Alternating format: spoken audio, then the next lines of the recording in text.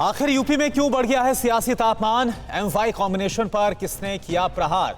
1990 के अयोध्या कांड पर क्यों गर्मा गई है सियासत? ब्लॉक प्रमुख चुनाव ने यूपी में कैसे बढ़ा दिया तनाव? राजनीतिक घमासान से जुड़ी बड़ी खबरें कौन सी हैं इस वक्त की टॉप 9 सियासी चक्रव्यूह में? आप देखिए। लखनऊ पहुंचे एमआईएम सांसद असदुद्दीन ओवैसी ने कहा, यूपी में अब एमवाई यानी मुस्लिम यादव कॉम्बिनेशन नहीं चलेगा, अब A to Z गठबंधन काम करेगा। ओवैसी ने मुसलमानों और दलितों के पिछड़ेपन और कम साक्षरता दर के लिए बीजेपी, कांग्रेस और सपा बसपा को जिम्मेदार बताया।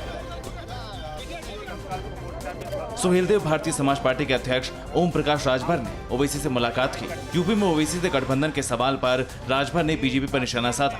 कश्मीर में महबूबा मुफ्ती से समझौता करे बीजेपी, सरकार बनावे, तब तो रासलीला है।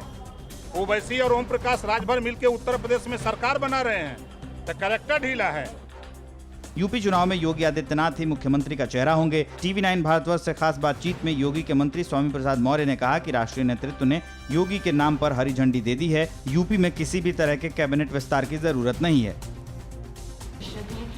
यूपी के डिप्टी सीएम केशव प्रसाद मौर्य के कारसेवकों के नाम पर सड़क बनवाने के बयान के बाद सियासी घमासान शुरू हो गया है। डिप्टी सीएम ने ऐलान किया है कि 1990 में मारे गए कारसेवकों के नाम पर सड़कें बनेंगी। इस मौके पर उन्होंने तत्कालीन मुलायम सरकार पर भी निशाना साधा।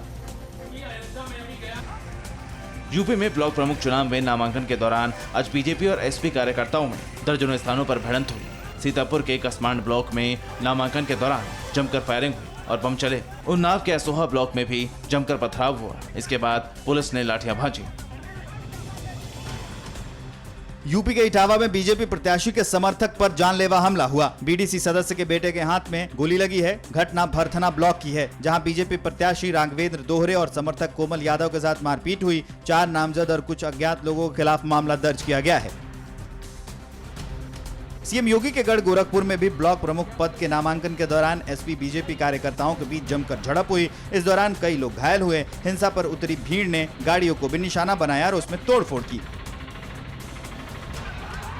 बस्ती के लगभग सभी ब्लॉक में नामांकन के दौरान कुछ ऐसे ही हालात हैं। दुबैलिया ब्लॉक में मारपीट और फायरिंग हुई। गौर ब्लॉक में उपद्रवियों को पुलिस ने पीटा। बनकटी ब्लॉक में भी जमकर मारपीट हुई।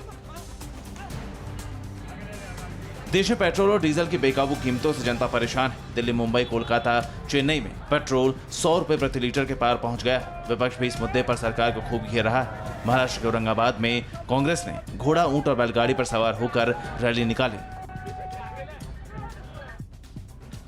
फिक्र आपकी, सोमवार से शुक्रवार रात 9 बजे सिर्फ टीवी 9 भारतवर्ष पर।